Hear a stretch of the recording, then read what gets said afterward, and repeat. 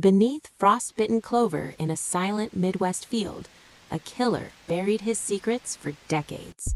No rage, just cold, calculated patience. A private graveyard carved from frozen soil. Bodies planted like seeds. A mind so patient it turned peaceful meadows into vaults of horror. Tonight, we dig. We unearth the evidence. We expose the rot hidden under the ice. Welcome to True Crime Unfiltered, where nothing stays buried forever. The Garden of Buried Secrets, unraveling the Midwest Cloverfield murders. In the early 1990s, a quiet rural Midwest town was shattered when a farmer's plow turned up more than just soil. Beneath the frost-bitten clover lay the first signs of horror. No blood splatter, no discarded weapons, just precision burials that mocked every arriving deputy. The scene was chilling in its simplicity. Shallow graves in an isolated field, bodies wrapped carefully, placed with almost surgical care. No immediate forensic evidence jumped out. No fingerprints, no fibers, no tire tracks leading away. The frost preserved everything perfectly, but it also hid everything perfectly. Locals began whispering about the patient killer, a ghost who chose silence over spectacle, turning a tranquil Cloverfield into a site of terror. The discovery didn't explode into national headlines right away. In these parts, people kept to themselves, but the silence was already starting to feel heavy, like frost settling deeper into the ground. This wasn't rage. It was patience personified. The killer blended seamlessly, perhaps a quiet local farmer, a handyman, someone who knew every back road and every neighbor's routine. He left no DNA that early tech could detect, no fibers, no tracks that led anywhere useful. For decades, investigators hit wall after wall. Soil samples came back clean. Bite marks on remains didn't match any known profiles. Early psychological sketches pointed to a methodical, organized offender, someone who planned burials months in advance, waited for the right weather, the right isolation. But the leads dried up. Evidence boxes gathered dust in storage rooms. The real horror wasn't just the bodies, it was the lingering psychological trauma that silenced potential witnesses. In a tight-knit rural community, fear of being next or of disrupting the fragile peace kept mouths shut.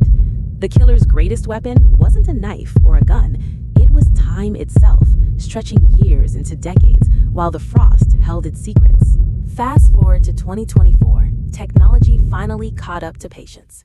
Advanced soil DNA sequencing pulled tiny genetic traces from the dirt, microscopic skin cells, hair fragments, traces the killer thought he'd erased forever. These linked victims across years, building a timeline the original investigators never had. Satellite thermal imaging revealed hidden anomalies, more burial sites invisible to the naked eye, scattered across the field like forgotten markers. Old crime scene maps were laid beside new digital overlays. The graveyard was larger than anyone imagined, a sprawling tomb expanded over time. Cold case files reopened this year repeatedly mentioned calculated patience, the killer's hallmark. He didn't rush. He waited for science to lag behind him. But 2024 changed that. The dirt finally spoke for the victims, whispering names and connections long buried. In these rural stretches, geography buried bodies, and people buried truths.